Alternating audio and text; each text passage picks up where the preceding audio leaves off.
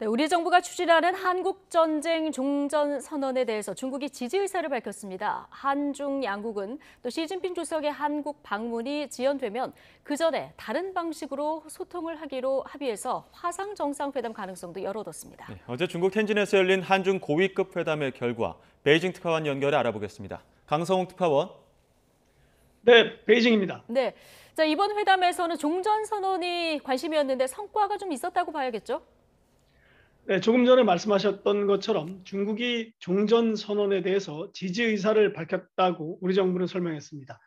회담에서 서훈 실장이 이 종전 선언 관련 설명을 했고요.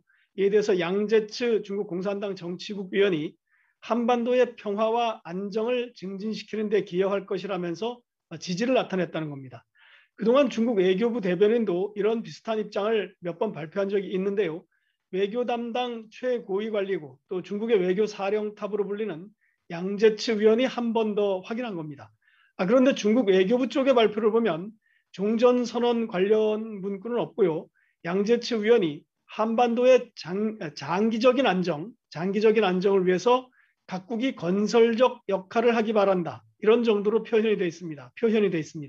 어제 회담에서 한중 간의 종전선언에 대해서 더 깊은 논의가 물론 오갔을 겁니다. 그런데 구체적인 내용은 발표되지 않았습니다.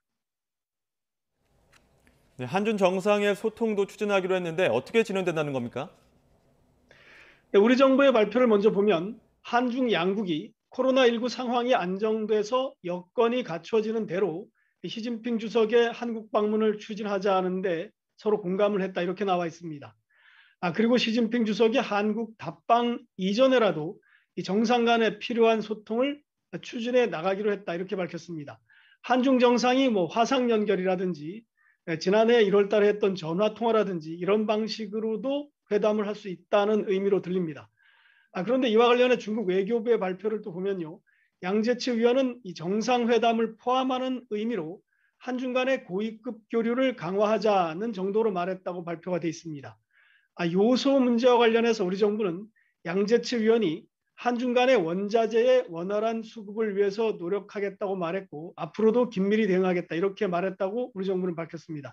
이와 관련해서 중국 외교부는 양제츠 위원이 공급망의 보장, 즉 우리로 말하면 반도체가 아마 반도체를 중국이 염두에 두고 말한 것 같은데요. 공급망의 보장을 위해서 상호 노력하자고 강조했다. 이렇게 말을 해서 한중 양국이 서로 좀 필요한 부분을 좀 더 부각시켜서 발표를 한 것 같습니다. 지금까지 베이징에서 YTN 강성웅입니다.